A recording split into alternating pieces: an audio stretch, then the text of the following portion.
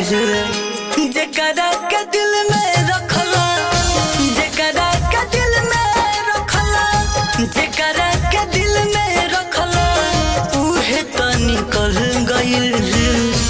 उड़ी चहल सुगना पिजड़वा बदल गइल। उड़ी चहल सुगना पिजड़वा बदल गइल।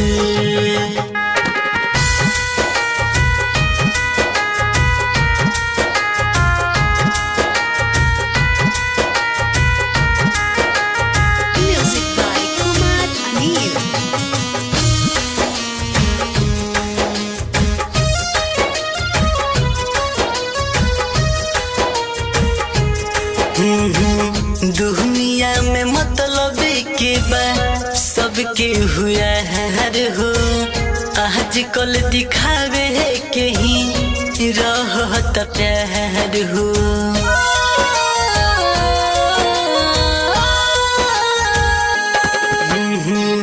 दुनिया में मतलब के बा सबके हुआ हर हो, आजकल दिखावे के ही रहत प्यार हो।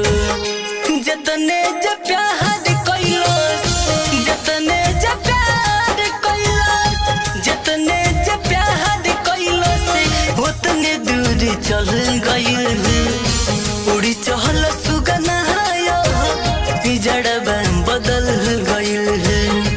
उड़ी चहल सुगना पिजड़वा बदल गइल।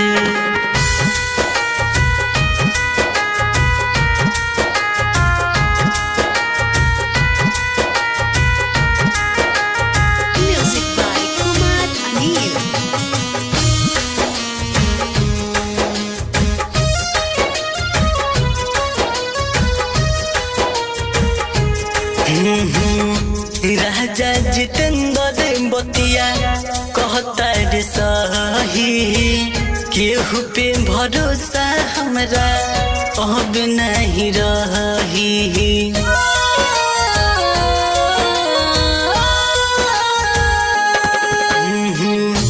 राजा लखन बतिया कहता रे सही, प्यार पे भरोसा हमरा अब नहीं रही। सपना के महल बनवनी, सपना के महल बनवनी, सपना के महल बनवनी उहो अब जल गइल। उड़ी चहल सुगना पिजड़वा बदल गइल। उड़ी चहल सुगना पिजड़वा बदल गइल। राधे रिकॉर्डिंग स्टूडियो महना चौक।